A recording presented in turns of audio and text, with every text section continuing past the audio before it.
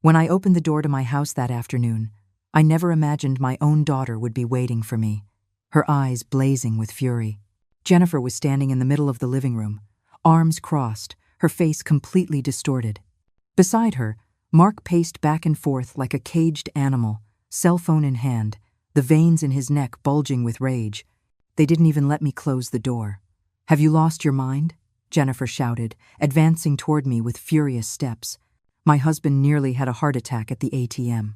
Her words bounced off the walls, filled with a venom I knew all too well, but this time, it no longer hurt me as it had before.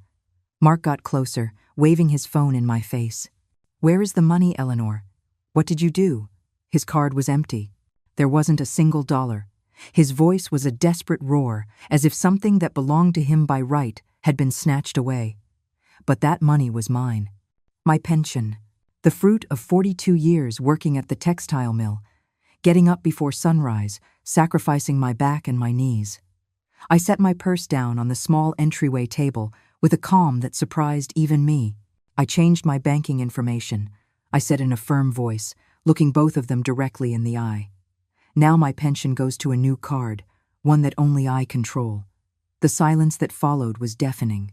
Jennifer opened her mouth, but no sound came out. Mark froze, his face turning from bright red to a deathly white. It was as if the world had stopped for an instant. That second before the explosion we all know is coming, but no one can stop. "What? What did you say?" Jennifer stammered, bringing a hand to her chest. "Mom, you can't do that. We depend on that money. We have expenses. We have debts to pay." "Debts?" I repeated, feeling something inside me harden like steel. "Are you referring to Mark's new car?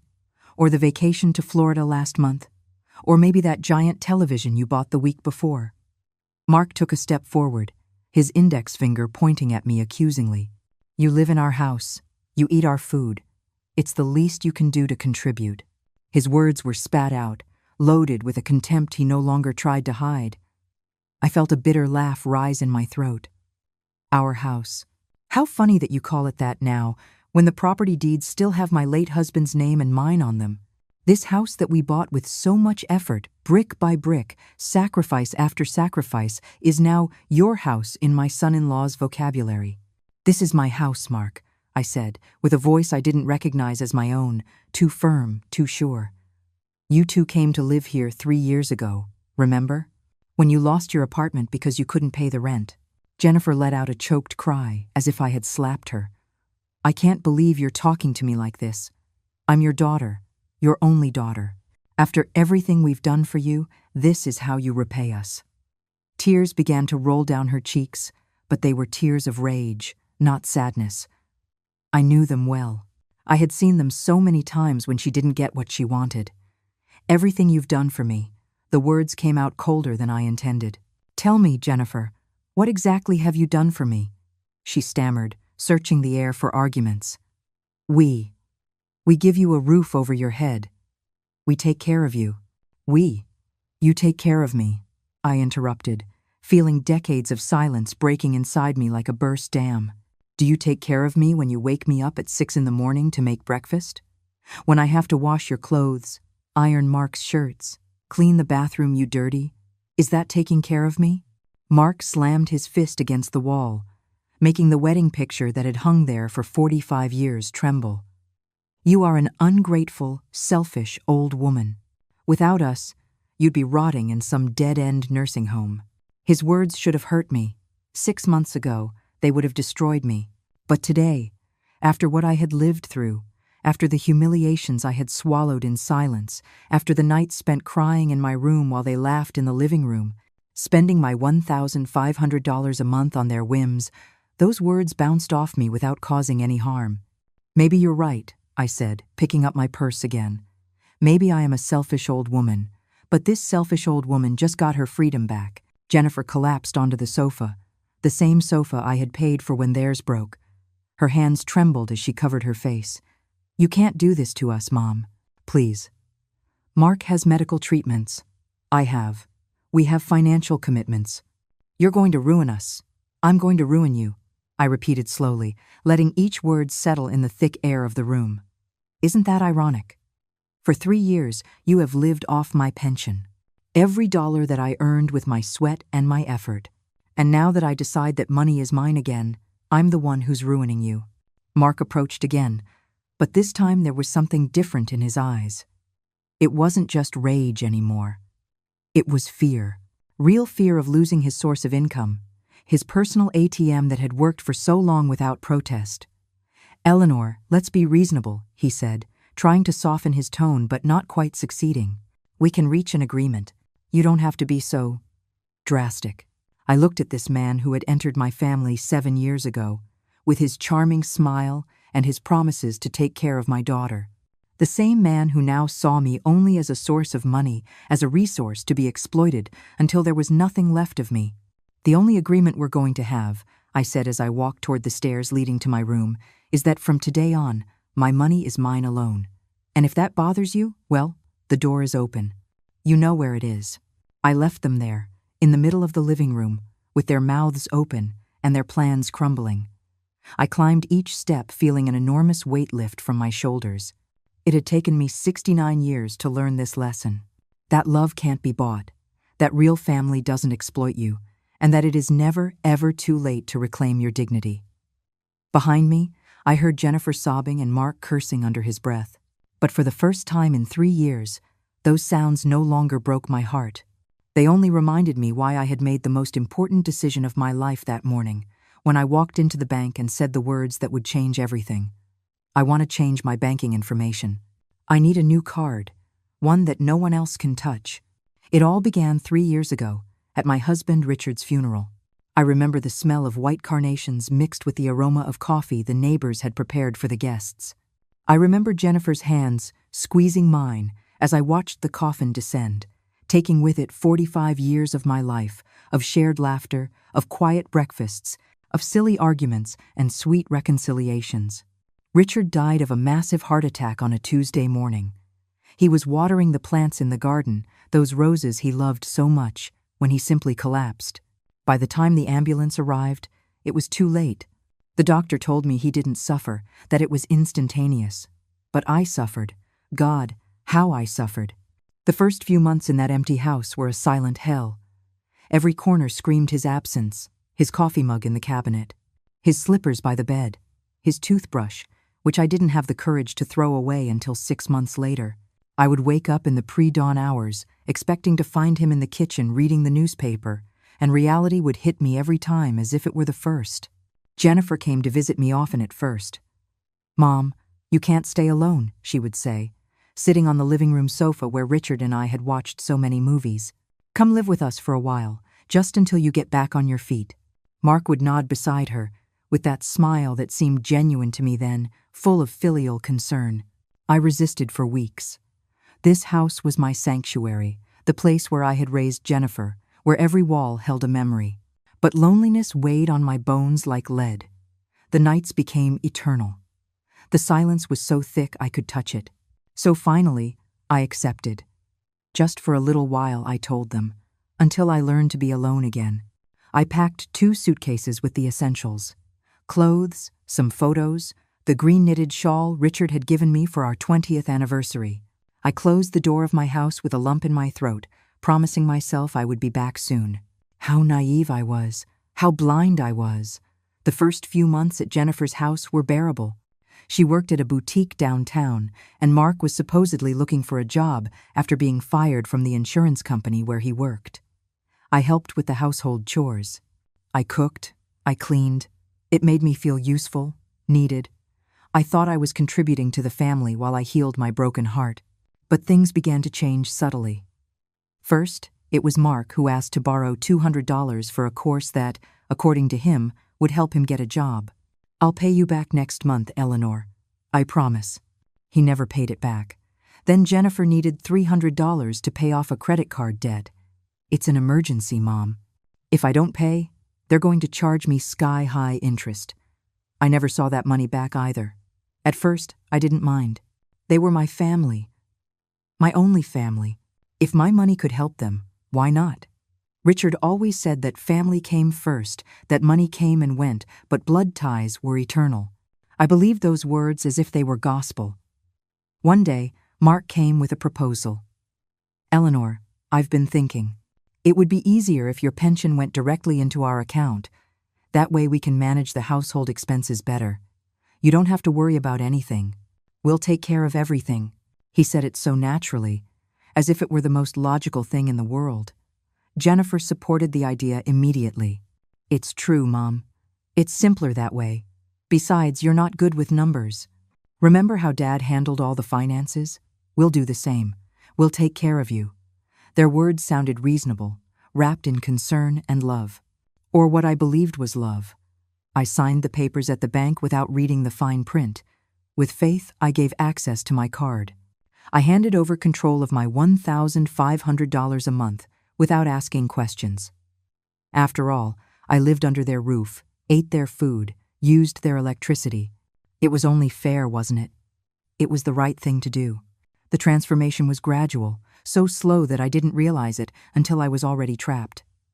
Mark began to treat me less like a mother-in-law and more like an employee. "Eleanor, breakfast is taking too long. I'm in a hurry. Eleanor, these shirts aren't ironed well. Do them again. Eleanor, you cleaned the bathroom poorly. There are still spots on the mirror." Jennifer stopped asking me how I was.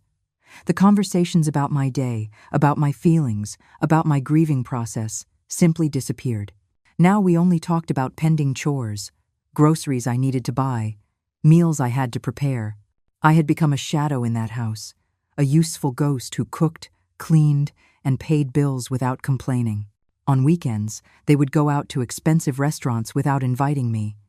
"It's just that those places are very noisy. Mom, at your age, you need rest," Jennifer would say while putting on a coral-colored dress that I knew had cost at least $300, dollars that came from my pension.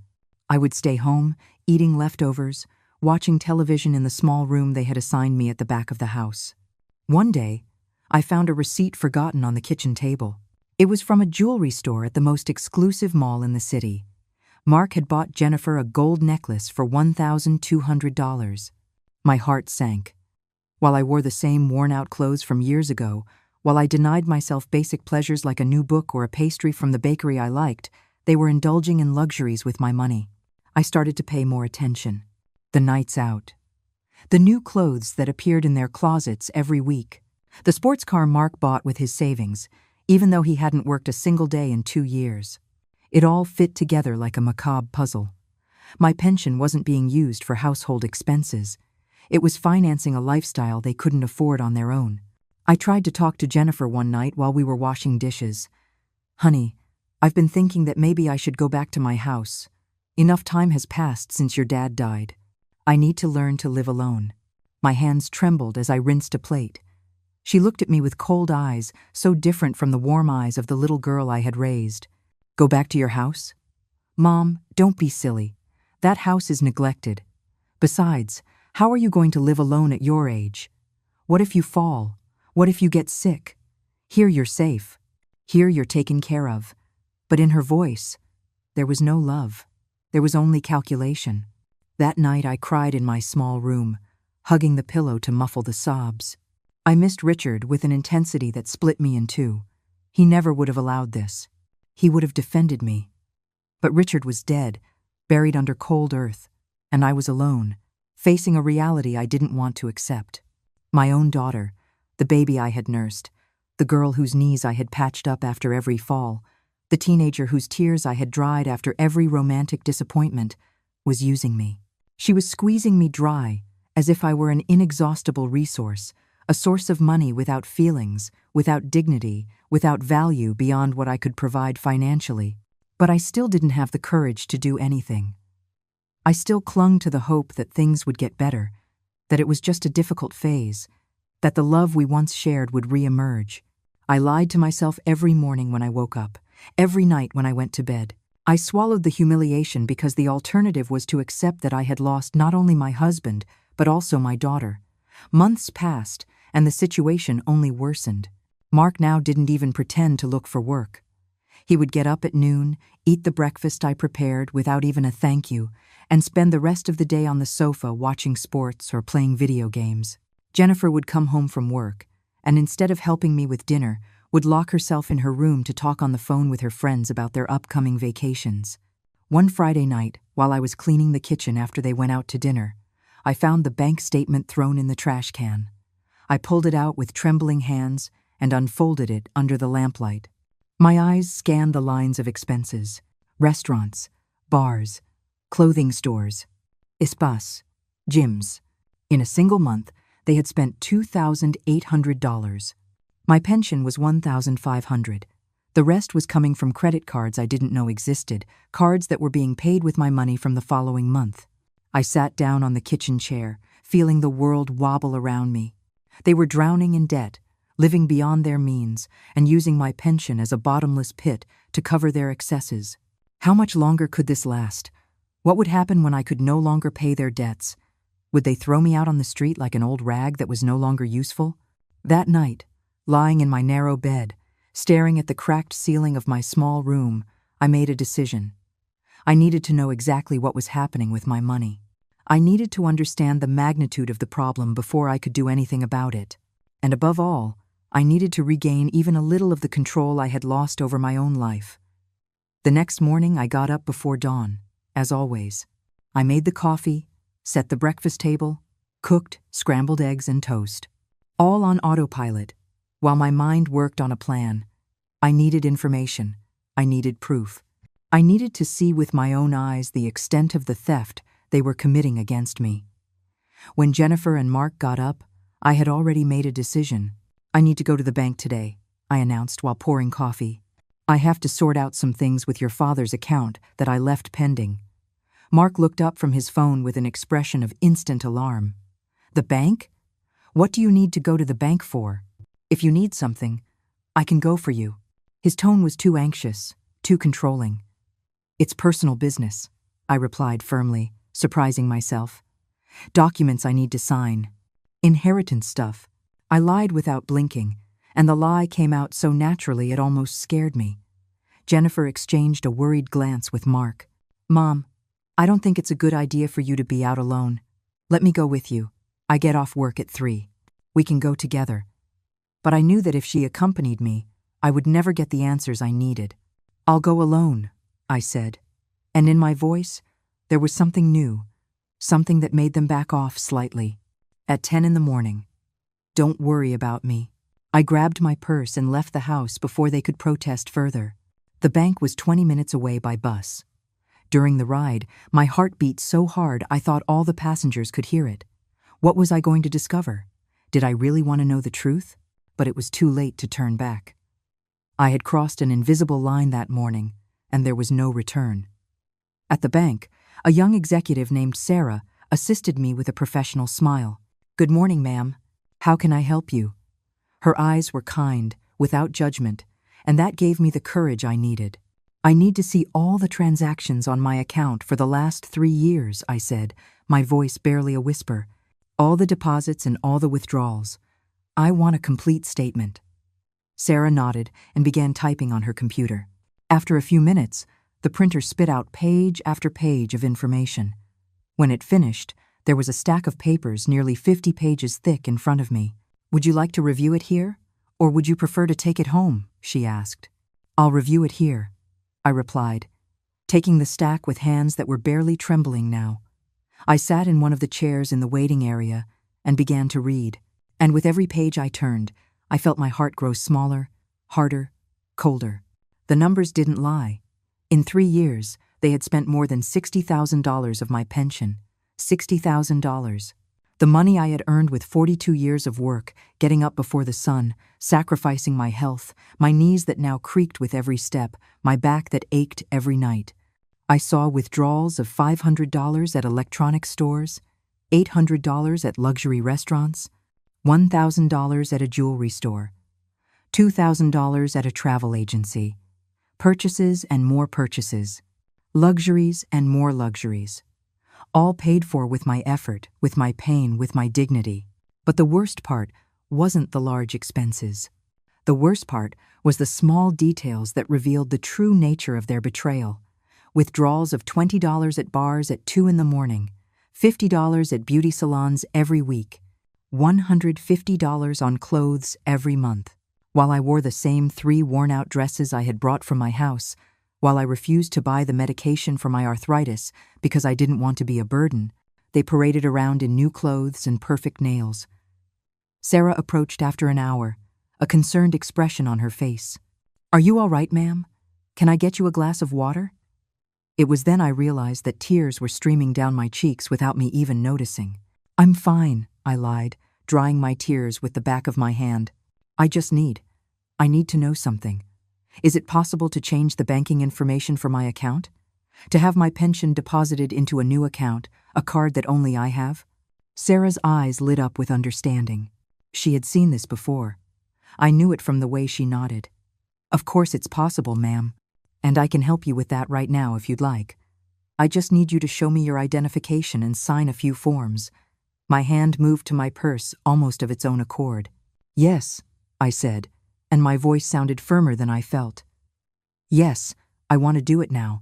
I want a new account, a new card, something that only I can touch." Sarah worked quickly and efficiently. She explained every step of the process, every form I signed. In less than an hour, I had a completely new account, with a card that would arrive at my address in 5 business days. My pension for the next month would be deposited directly there, in a place where Jennifer and Mark couldn't reach it. "Is there anything else I can do for you?" Sarah asked when we finished. There was something in her eyes, a mix of admiration and sadness, as if she understood exactly what was happening. "Yes," I said, surprising myself again. "I want extra copies of these statements, 3 complete sets. If I was going to do this, if I was going to get my life back, I needed to be prepared for what came next." I left the bank with my purse heavier, carrying not just the papers, but also a new determination.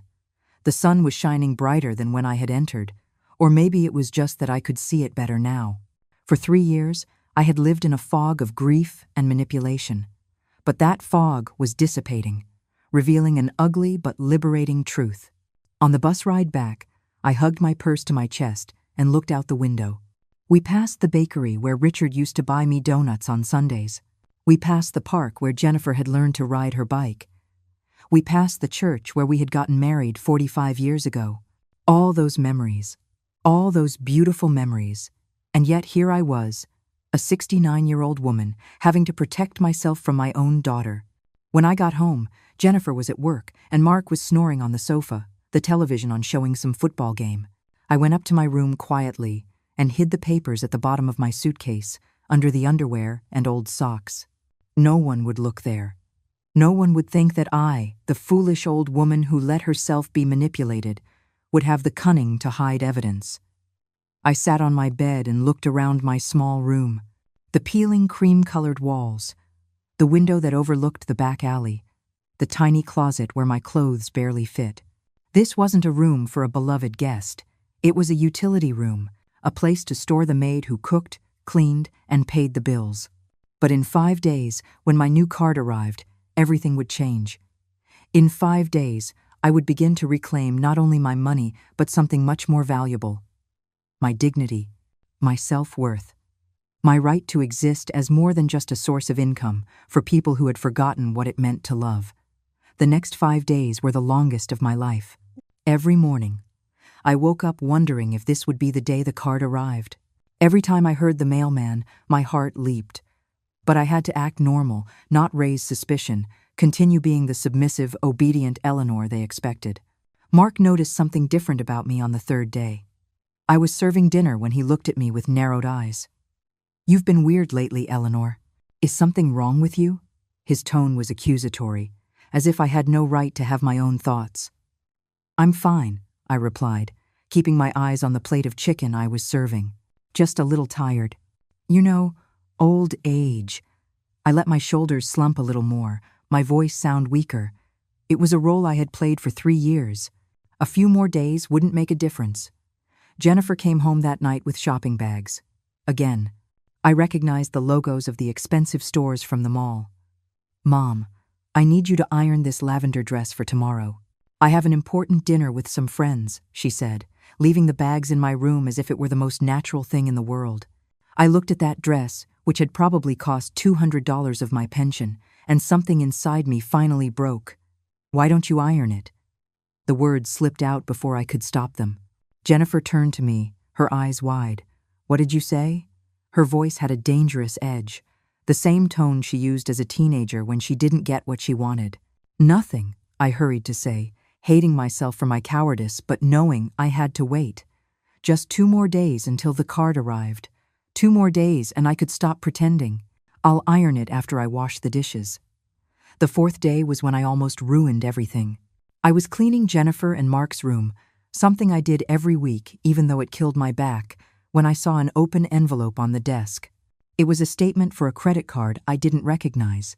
Curiosity got the better of prudence, and I pulled it out of the envelope. The balance was $15,000. $15,000 in debt on a card I had never seen. I reviewed the charges with trembling hands. Restaurants, trips, clothes, jewelry. A month at the beach they had taken last summer while I stayed home alone. The giant screen television in the living room, the new dining room furniture, everything had been bought on credit, and I knew exactly who was paying those credits each month. Or rather, trying to pay them.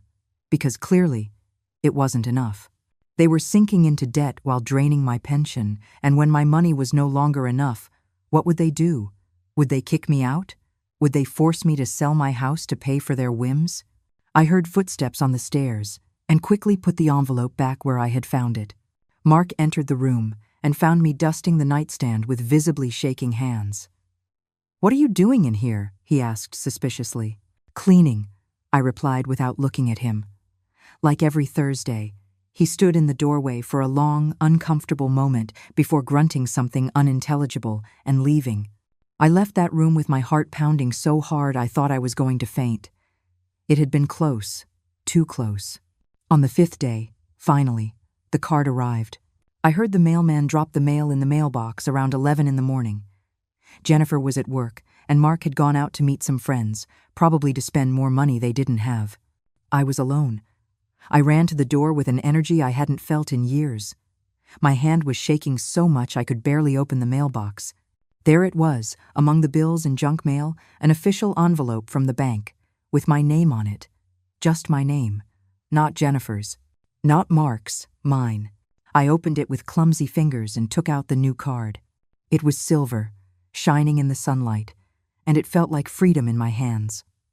My name was engraved in elegant letters, Eleanor M. Ramirez. It wasn't just a card, it was a key to a new life. I put the envelope in my purse and went back inside the house. I had to activate the card, change the PIN, make sure everything worked correctly.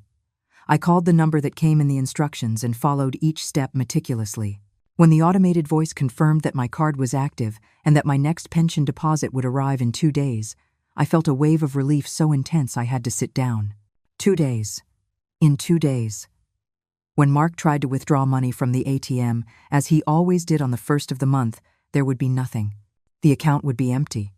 And then would come the confrontation I had been postponing for 3 years. That night, Jennifer came home in a bad mood. She had had a tough day at the boutique, she said, although I suspected it had more to do with a customer returning something she had bought with my money. "Mom, what's for dinner?" she asked without even saying hello. "Roast chicken and potatoes," I replied, putting the plates on the table. Like always on Thursdays, Mark arrived shortly after, smelling of beer and with glassy eyes. He sat down at the table without washing his hands and began serving himself without waiting for me to sit.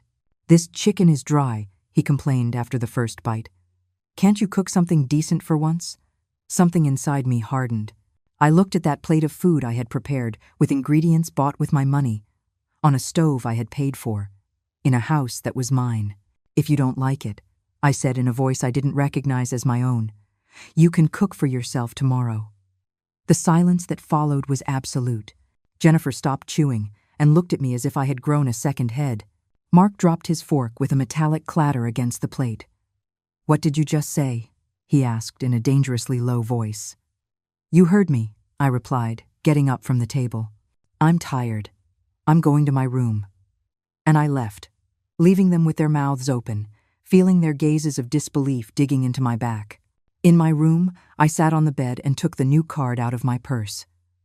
I held it under the lamplight and saw my distorted reflection on its silver surface. This woman in the reflection, with her wrinkles and her gray hair, with her hands stained from years of work, this woman was me. And this woman had just taken the first real step toward her freedom. I hid the card in the same place where I had hidden the bank statements. Tomorrow would be Saturday. The day after, Sunday. And on Monday, the first of the month, when my pension landed in the new account and not the old one, my real battle would begin. But this time, I wouldn't be fighting with empty hands. This time I would have something they had underestimated for far too long, my own will to survive. I went to bed that night with a mixture of fear and anticipation. I knew that what was coming would be ugly, painful, probably devastating. But I also knew that there was no other choice. I had reached the end of a road, and the only possible direction was forward, toward the light, toward freedom. Even if the price was losing the only people I had left in this world.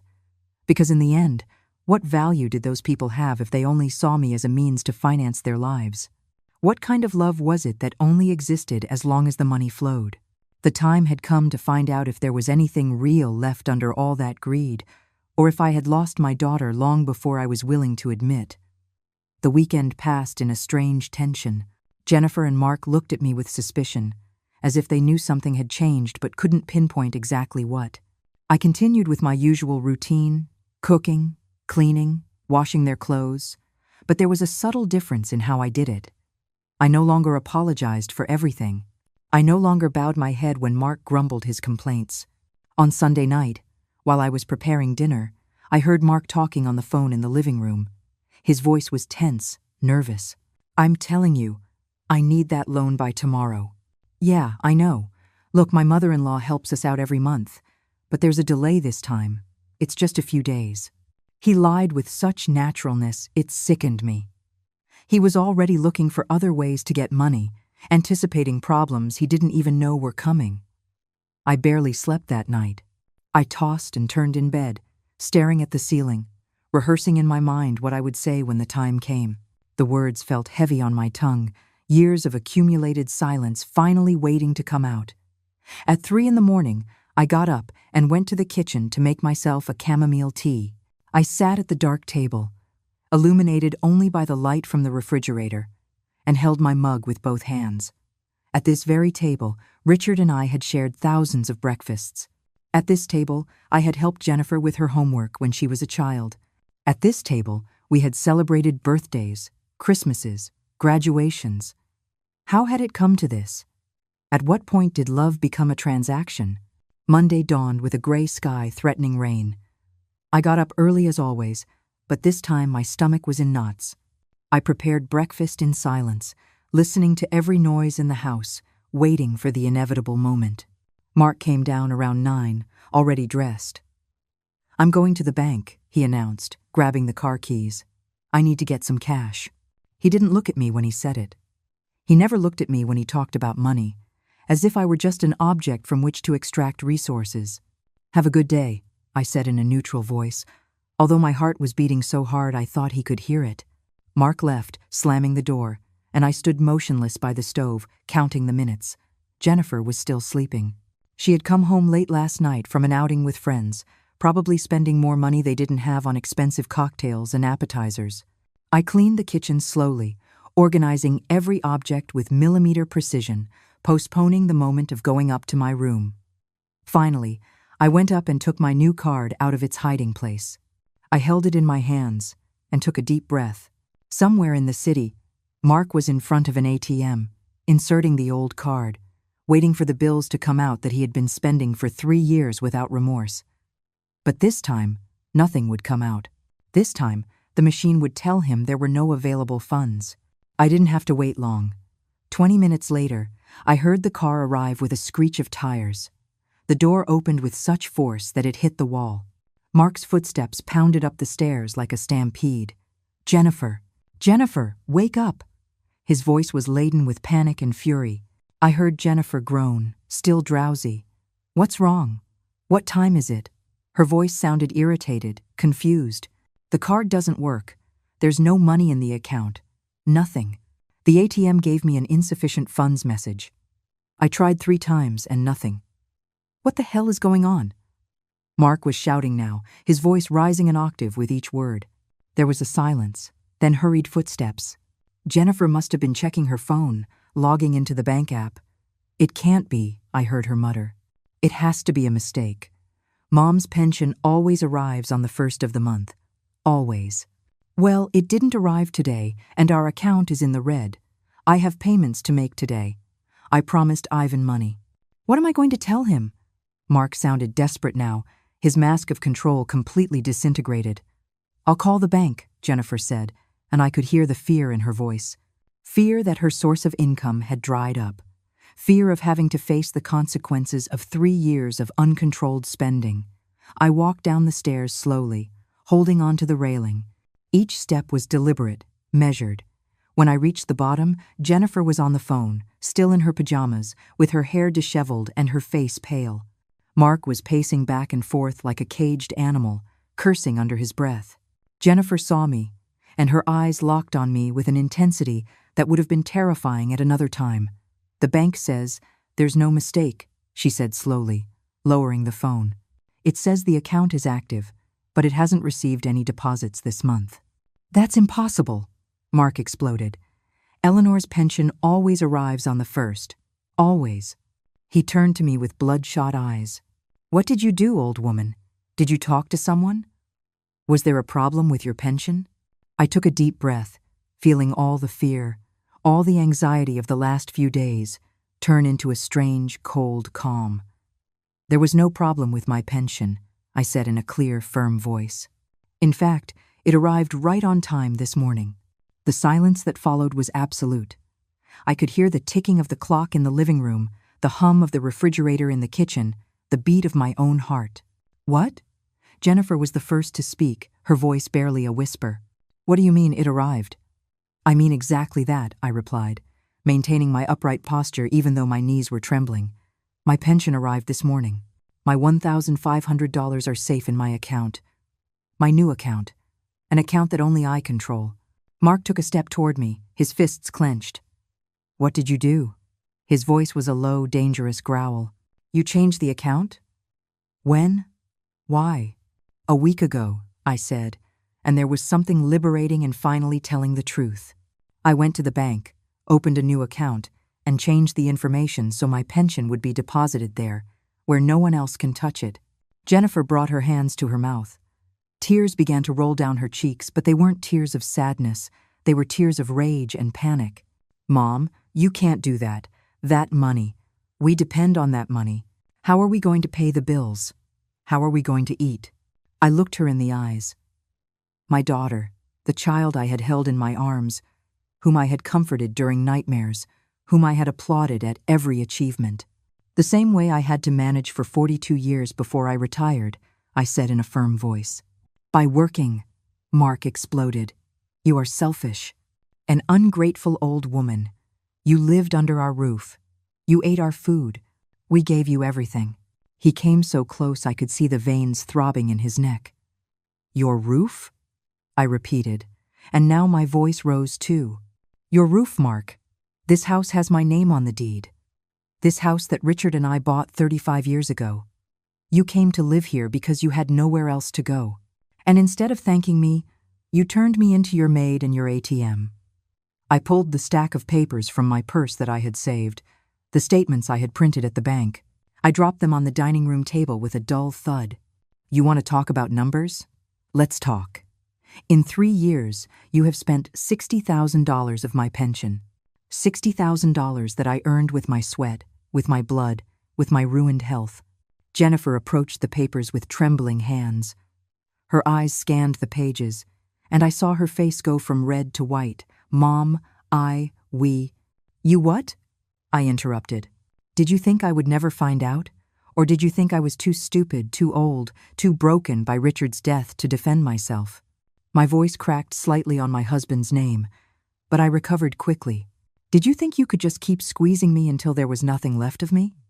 Mark snatched the papers from Jennifer's hands and began to leaf through them frantically. I saw his eyes move from left to right, recognizing every charge, every excessive expense, every luxury they had allowed themselves with my money. His face went through a series of expressions: surprise, shame for a brief second, and then pure rage. "This doesn't prove anything," he said finally, though his voice had lost its conviction. "These are normal household expenses: food, utilities, maintenance." But we both knew he was lying. The numbers didn't lie. Normal expenses. I took the papers and pointed to a specific line. $1,200 at a jewelry store? Is that a normal expense, Mark? Or this $2,000 at a travel agency for a beach vacation that I wasn't invited to?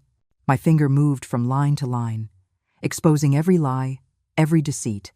Jennifer collapsed onto the sofa, covering her face with her hands. "Mom, please, we didn't want you to feel bad. We thought you wanted to help us. You always said family was first." "Family is first," I repeated, feeling the words burn my throat. "But you didn't treat me like family, Jennifer. You treated me like a resource. Like a source of money you could exploit without consequences." "You're exaggerating," Mark shouted, slamming his fist on the table. "We gave you a place to live. We gave you food. We gave you company." "You gave me a room the size of a closet," I said, feeling decades of pain concentrating in my chest. "You put me to work like a servant in my own house. You made me feel like I was a burden, that I should be grateful for the crumbs of affection you threw me.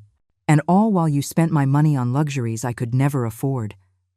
Jennifer looked up, streams of ruined makeup staining her cheeks. "What are we supposed to do now, Mom? We have debts, commitments. We can't just live without your help." "It's not my help," I corrected her firmly. "It's my money, my pension, the fruit of 42 years of work that you and your husband have been systematically stealing." The word stealing hung in the air like an undeniable accusation. Mark took a threatening step toward me. "Be careful what you say, old woman. Stealing is a very strong word. You could get into trouble making accusations like that." "Are you threatening me?"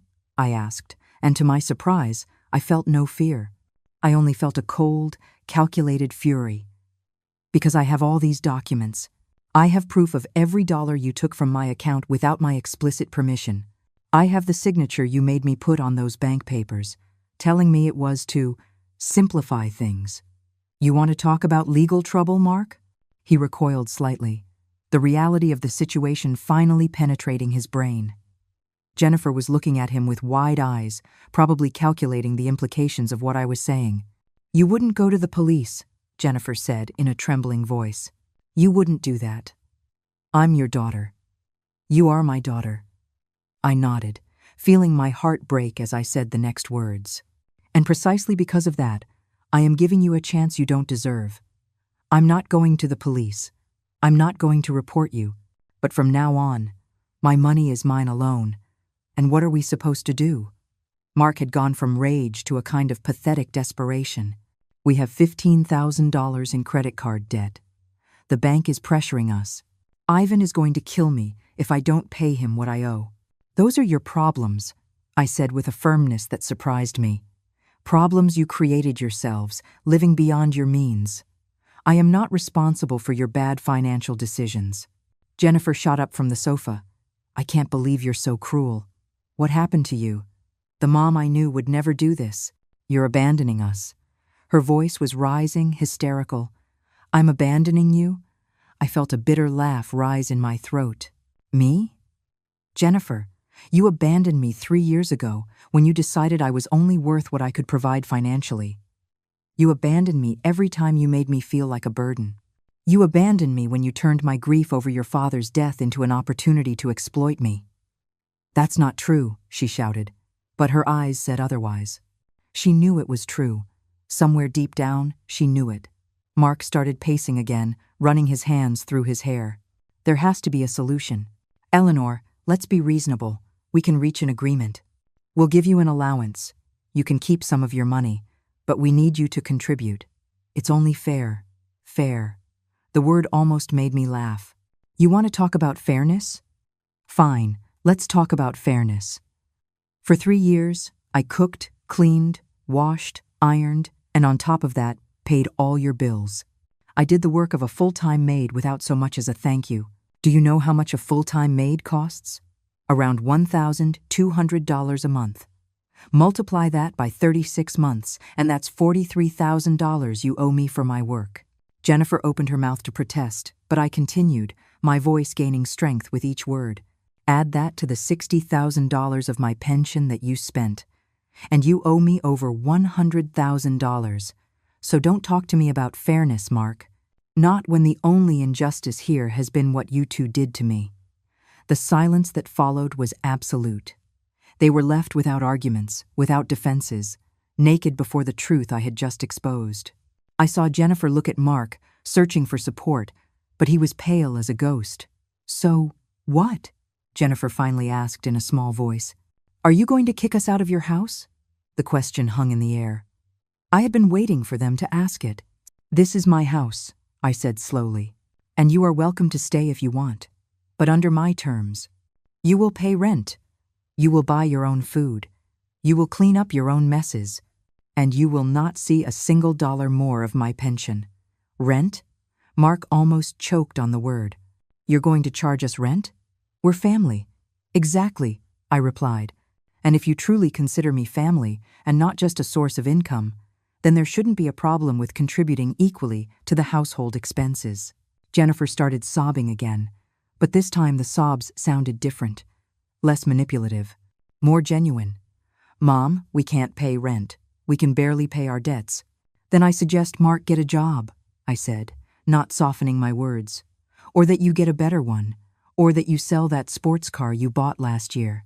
There are solutions, Jennifer. It's just that none of those solutions are me." Mark looked at me with pure hatred. "You are a bitter, selfish old woman. Your husband would be ashamed of you." The mention of Richard hit me like a physical punch. For a moment, the pain was so intense I almost recoiled. But then I thought of Richard, of the man he had been, of his values, of his integrity, and I knew exactly what he would have thought of this situation. "Richard would have been ashamed," I said, my voice trembling but firm, "but of you, of how you treated his wife, of how you took advantage of her grief, of how you turned her into a slave in her own home. Richard never would have allowed this." I turned around and started to climb the stairs to my room. "You have until the end of the month to decide," I said without looking back. "Either you pay $800 in rent and start behaving like respectful tenants, or you find another place to live." Behind me, I heard Jennifer collapse into sobs and Mark curse under his breath. I heard the sound of papers being thrown and something shattering against the floor. But I kept walking, step by step, until I reached my small room and closed the door behind me. I sat on my bed, shaking from head to toe. I had done it. I had finally done it. I had spoken all the truths I had been holding back for 3 years. And although my heart ached as if it had been ripped from my chest, I also felt something else. Something light and fragile, but undeniably real. I felt hope. The following days were a hell of Cold War. Jennifer and Mark barely spoke to me. They ate in silence when I was present, or they just locked themselves in their room with food they bought outside. The house felt like a minefield where any movement could set off an explosion. But I had made a decision, and I wasn't going to back down. For the first time in 3 years, I bought food just for myself. I kept my things on a separate shelf in the refrigerator with a note that said Eleanor. I felt ridiculous doing it, like a suspicious roommate, but it was necessary. I needed to establish boundaries that should have existed from the beginning. On the 3rd day after the confrontation, I heard Jennifer crying in her room. My maternal instinct urged me to go up, to comfort her, to fix things as I had always done. But I forced myself to stay seated in the kitchen, sipping my tea, reminding myself that comforting her now would be surrendering. It would be returning to the same old pattern where I gave in, and they won. Mark tried a different tactic on the 4th day. He came into the kitchen where I was making my lunch and sat at the table with a contrite expression. "Eleanor, we need to talk," he said in a tone that I suppose was meant to sound conciliatory. "Talk," I replied, without stopping my vegetable chopping for my salad. "Look, I know things got out of control. I admit it, but we're family. We should be able to resolve this in a civilized way." His words sounded rehearsed, as if he had practiced them in front of the mirror. "I am being civilized," I said, turning to look at him. "I gave you clear options. Pay rent and contribute equally, or find another place. I don't see what's uncivilized about that. $800 is too much, he protested. You know we don't have that money. $800 for a room in this area of the city is a bargain, I replied firmly. And if you don't have that money, then I suggest you adjust your expenses. Cancel the streaming services. Sell the giant television. Stop eating out, like I had to do for years when Richard and I were paying for this house. Mark clenched his jaw. Jennifer is in a bad way. She cries all the time. She says you're rejecting her, that you don't love her anymore. Those words pierced me like knives, but I held my ground. I love my daughter. I will always love her. But loving someone doesn't mean you let them destroy you. It doesn't mean you let them use you until there's nothing left. She never meant to hurt you, Mark insisted, but even he seemed not to believe his own words. Maybe not, I conceded. Maybe you never stopped to think about what you were doing to me, but that doesn't change the fact that you did it. And now, you have to live with the consequences. Mark stood up abruptly. You're impossible. I don't know how Richard put up with you all those years. And he stormed out of the kitchen, leaving me shaking with contained rage. That night, while I was in my room reading, I heard a soft knock on my door. Mom? It was Jennifer's voice, small and broken. Can I come in? I hesitated for a moment before answering. Come in. Jennifer entered and stood by the door, wringing her hands nervously. Her eyes were swollen from crying, and her face was pale. For a moment, I saw the little girl she had been, scared and vulnerable, and my heart softened dangerously. What do you need? I asked, keeping my voice neutral. I wanted to apologize, she said, and the tears began to roll down her cheeks. You're right. About everything. Mark and we took advantage of you. We used you. And I'm so sorry. Mom, I'm really, truly sorry. I wanted to believe her. God, how I wanted to believe her. But there was something in the way she avoided my gaze, something in the tone of her voice that made me doubt. Are you sorry because you recognize it was wrong? I asked softly. Or are you sorry because now there are consequences? Jennifer let out a sob. Does it matter? I'm saying I'm sorry. Isn't that enough? No, I replied, and the word came out harder than I intended. It's not enough. Because I've seen this pattern before, Jennifer. Since you were a child, you'd do something wrong, you'd cry, you'd apologize, and everything would go back to normal. But this time, it can't be like that. This time, apologies aren't enough. Then what do you want from me? Her voice rose, frustration replacing the sadness. What do I have to do for you to forgive me? I want you to change, I said simply. I want Mark to get a job. I want you to take responsibility for your debts. I want you to treat me like a person, not an ATM. And I want that if you're going to live in my house, you contribute like responsible adults. You're asking too much, Jennifer exploded. We can't do all of that overnight. I'm not asking you to do it overnight, I replied calmly. You have until the end of the month. That's 3 weeks. Enough time for Mark to find at least a temporary job. Enough time for you to make a budget and decide if you can afford to stay here. Jennifer looked at me with a mixture of disbelief and pain. And if we can't? Would you really kick us out onto the street? Your own daughter. If you can't pay $800 in rent here, I said, feeling my voice break, then you need to find a cheaper place. A small apartment. A room in a shared house. There are options, Jennifer. It's just that none of those options include living off my pension. She stood there for a long moment, looking at me as if I were a stranger. And I suppose, in a way, I was.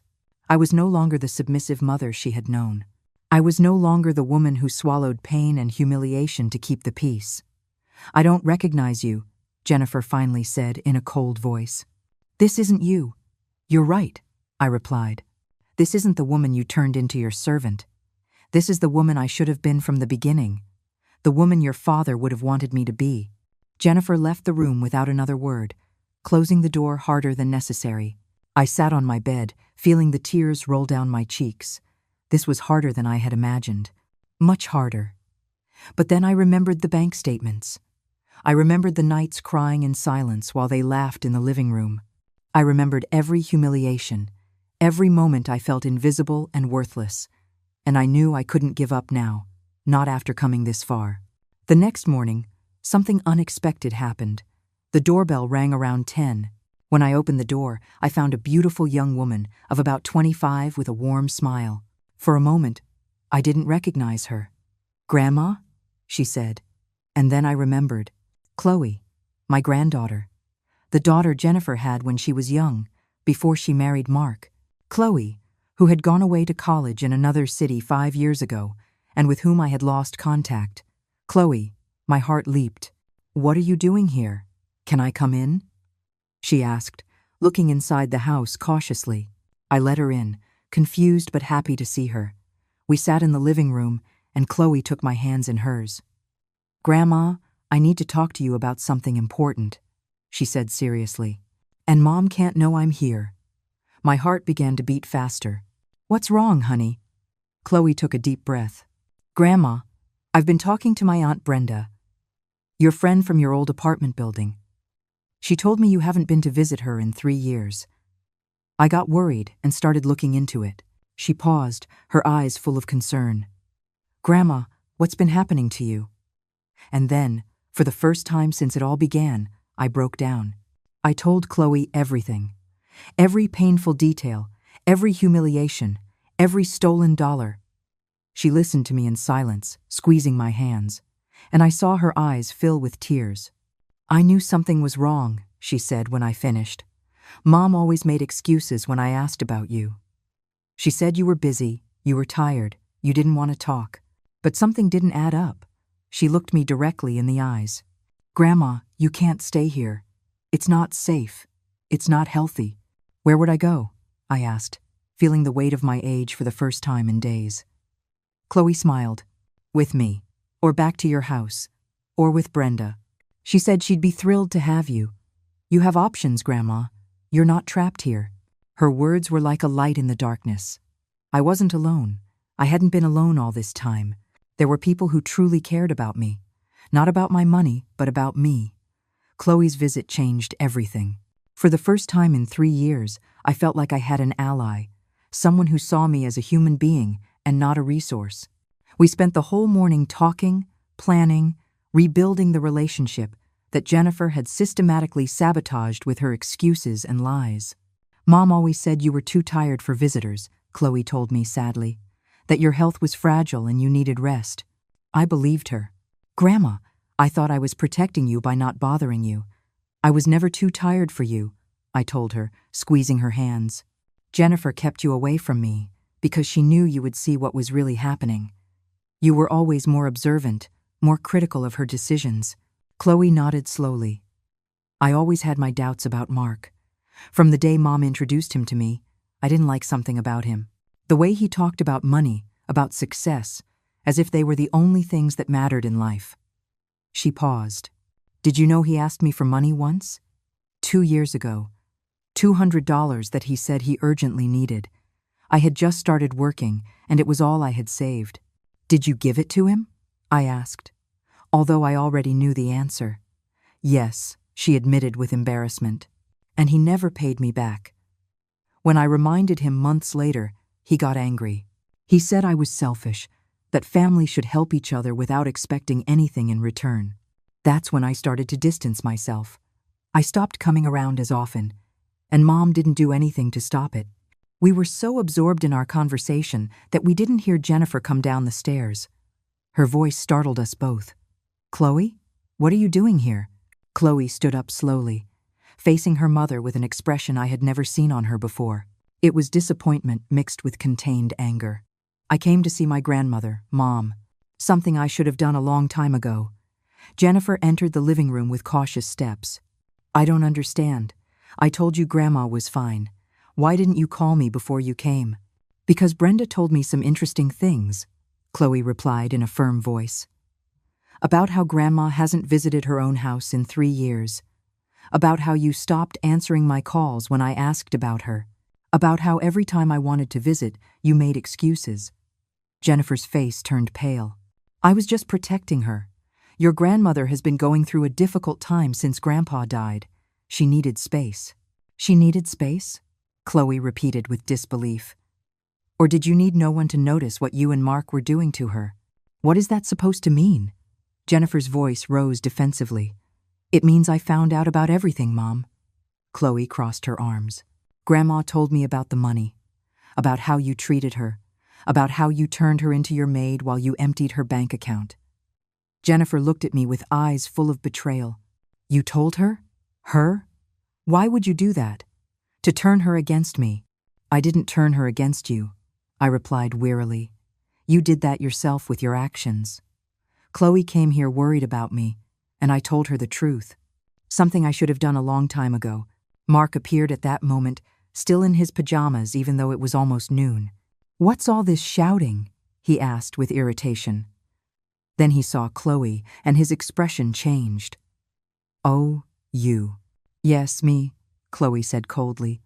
The family member you two prefer to keep away. Now I understand why. Look, kid, Mark began in a condescending tone. You don't understand the whole situation. Your grandmother is confused, mixing things up. I am not confused, I intervened before Chloe could respond. And I have all the bank statements to prove every word I said. I got up and went to my room, returning with the copies I had saved. I gave them to Chloe. Read for yourself. Chloe took the papers and began to review them. I saw her eyes widen with every page, her jaw tighten, her hands begin to tremble slightly. When she finished, she looked at her mother with an expression I had never seen on her face. It was pure disgust. $60,000, she said in a trembling voice. In 3 years. Mom, how could you? She's your mother. She raised you alone after my biological father left. She worked 2 jobs to give you a good education. And this is how you repay her. You don't understand, Jennifer said, tears beginning to roll. We had debts, problems. She wanted to help. She wanted to help. Or you manipulated her into giving you access to her money? Chloe threw the papers on the table. I saw the charges, Mom. Expensive restaurants, jewelry, vacations, designer clothes, while Grandma lived in a room the size of a closet and wore the same worn-out clothes. Mark tried to intervene. Listen, Chloe, this is an adult matter. You don't need to get involved in. An adult matter? Chloe turned on him with fury. Financially exploiting a vulnerable elderly person is an adult matter? Do you know what that's called legally? Elder abuse. It's a crime. The silence that followed was heavy. I saw Jennifer and Mark exchange panicked glances. Chloe had said out loud what I had been too afraid to admit even to myself. What they had done to me wasn't just immoral. It was illegal. No one is going to involve the police, Jennifer said quickly. This is a family misunderstanding. We'll resolve it internally. Like you've been resolving it so far? Chloe asked sarcastically. Grandma, come with me, now. Pack your things. You're coming to my apartment. Chloe, no, Jennifer protested. You can't just take her. This is her house. Exactly, Chloe said. It's her house, not yours. And I think it's time for Grandma to decide who stays and who goes. All eyes turned to me. It was the moment of truth. The decision that would change everything. I could feel the weight of 3 years of pain, of humiliation, of forced silence pressing on my shoulders. Chloe is right, I said finally, my voice sounding stronger than I felt. This is my house, the house Richard and I bought together, the house where we raised Jennifer, and I think it's time for it to truly be my home again. Mom, no, Jennifer whispered. Please, don't do this. You have until the end of the month, I continued, ignoring her plea. As I already told you, you can stay if you pay rent and start contributing equally. Or you can find another place. But I am no longer going to be your source of income. Mark took a step toward me with clenched fists, but Chloe immediately stepped between us. Don't even think about it, she said in a dangerously low voice. Touch her, and I swear I'll call the police right now. Mark backed down, but his gaze was full of hatred. This is your fault, he spat at me. You brought this brat into our business. You destroyed this family. No, I said firmly. You destroyed this family when you decided I was worth more dead than alive. When you looked at me and saw only dollar signs instead of a person. When you turned my grief into your opportunity. Jennifer collapsed on the sofa, sobbing uncontrollably. Part of me wanted to comfort her, to hold her as I had thousands of times when she was a child. But another part, the new, stronger part that had awakened in the bank 2 weeks ago, held firm. Chloe took my arm gently. "Come on, Grandma. Let's go pack some of your things. You'll stay with me this week while we decide on the next steps." "I don't need to stay with you," I said, surprising myself. "This is my house. If anyone has to leave, it's them." Chloe smiled with pride. "That's the spirit, Grandma." I looked at Jennifer and Mark one last time. "You have 2 weeks," I said in a clear voice. "Start looking for jobs, make a budget, decide if you can stay under my conditions. Or pack your things and find another place. The decision is yours." I climbed the stairs with Chloe by my side, leaving behind Jennifer's sobs and Mark's muffled curses. With every step I took, I felt the weight of 3 years lifting from my shoulders. I didn't know what would come next. I didn't know if Jennifer and I could ever repair our relationship. But for the first time in a long time, I felt like I was walking forward instead of just surviving. In my room, Chloe helped me organize my few belongings. "I'm proud of you, Grandma," she said, folding my clothes. "I know this isn't easy. It's the hardest thing I've ever done in my life," I admitted, "but also the most necessary."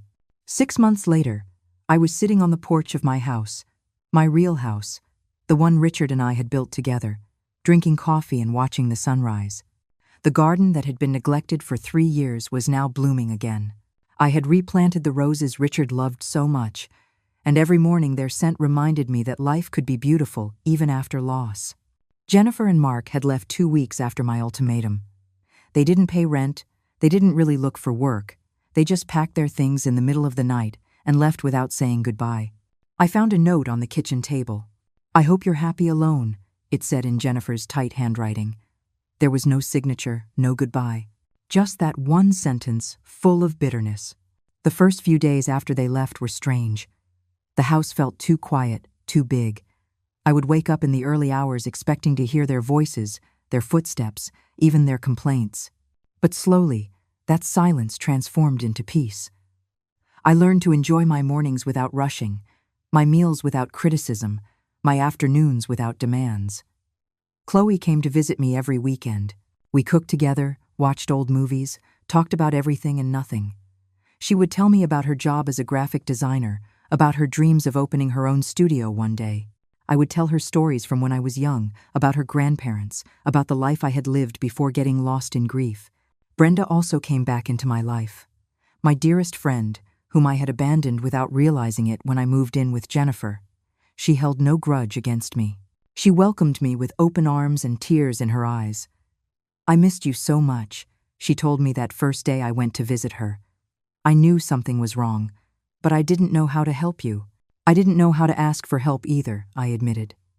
I had convinced myself that I deserved everything that was happening to me, that it was my obligation to sacrifice myself for my daughter. Brenda took my hands, her brown eyes full of the wisdom of her 73 years. "Sacrifice isn't love when it's done at the cost of your own dignity, Eleanor. That's self-destruction." As the months went by, I began to rediscover who I was beyond being a mother, beyond being a widow. I joined a book club at the local library. I started taking a watercolor class at the community center. Small, simple things. But they made me feel alive in a way I hadn't experienced in years. My pension, that $1,500 a month that used to disappear into others' accounts, was now mine to manage. I paid my bills, bought quality food, allowed myself small luxuries like new books or fresh flowers for the house. I even started saving. For the first time in 3 years, I had a financial cushion that grew every month. One day, 2 months after they left, I received a message from Jennifer. It was brief, cold. "I need you to lend me $5,000. It's an emergency." Not even a hello, not a question about how I was. Just a demand disguised as a request. I replied after thinking about it for a whole night. "No, Jennifer, I am not going to lend you money. If you have a real emergency, seek help from social services or friends. But my money is no longer available to you." Her response was instant and venomous. "I knew you were selfish. I wish Dad were alive to see what you've become." I blocked her number after reading that, not out of anger, but out of self-protection. Every message from her was a hook, trying to drag me back into the toxic pattern we had. Chloe hugged me when I told her, "You did the right thing, Grandma. Mom needs to hit rock bottom before she can really change. And you helping her only delays that. Do you think we'll ever be able to fix our relationship?" I asked her in a small voice, because despite everything, Jennifer was still my daughter. Chloe thought for a moment. "Maybe, but only if she truly recognizes what she did. Not just empty apologies because she needs something. A real acknowledgement of the damage she caused. And that might take years, Grandma. Or it might never happen. I learned to live with that uncertainty. Some days were harder than others. I would see mothers and daughters walking together in the park and feel a pang of pain. I would hear Brenda talking on the phone with her children and wonder if I would ever have those conversations with Jennifer again. But then I would look around my house, truly mine now, filled with things I had chosen. I looked at my bank account with its growing balance. I looked at the watercolor paintings I had created, imperfect but made with love, and I knew I had made the right decision. One spring afternoon, while I was watering Richard's roses, I heard someone knock on the door. When I opened it, I found Jennifer standing on the step. She looked different. Thinner, with deep dark circles under her eyes, without the perfect makeup she always wore. Her clothes were simple, worn. "Hi, Mom," she said in a trembling voice. "Jennifer."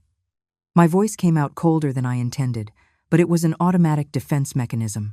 Can I come in? I just want to talk. I promise I didn't come to ask for anything." Her eyes were filled with genuine tears, so different from the manipulative tears I had seen before. I let her in, although every instinct screamed at me to be cautious. We sat in the living room, with a considerable space between us on the sofa. "Mark and I separated," Jennifer began, looking at her hands. 2 months ago. It turned out he had more debts than I knew about. Gambling debts. We lost the apartment we rented. I'm living with a friend now. I got a second job. I'm trying to pay off everything we owe." I waited in silence, offering no solutions, not trying to fix her problems. "I didn't come to ask you for money," she continued. "I came to tell you that you were right, about everything. I used you.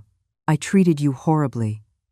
I took advantage of your grief over Dad's death and turned you into something you weren't.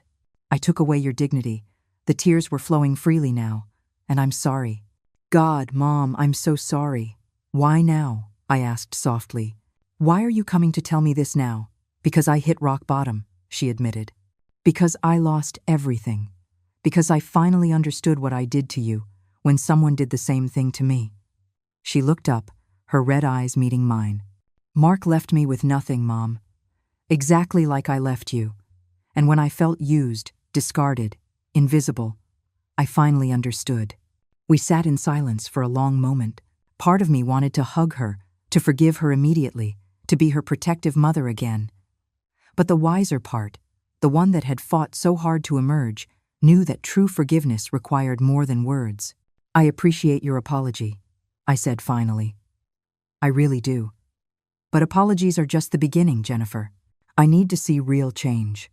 I need time to heal. I need to know that you won't go back to seeing me as a solution to your problems."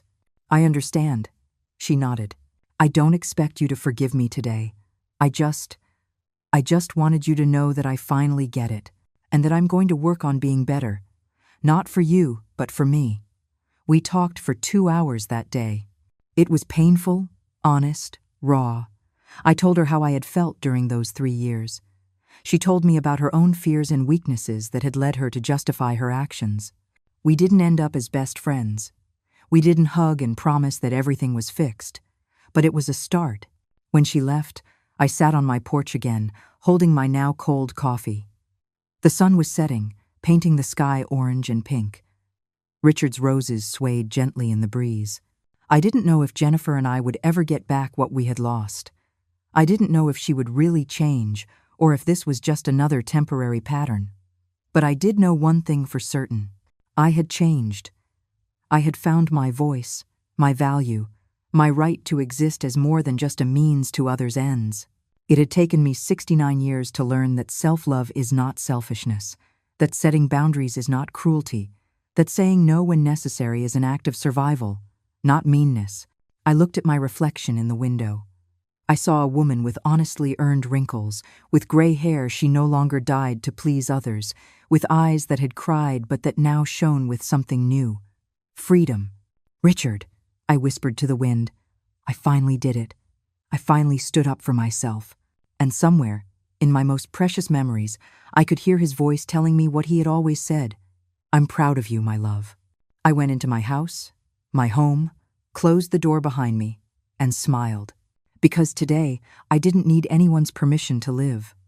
Today, I didn't have to apologize for existing. Today, I was simply Eleanor, and that was more than enough.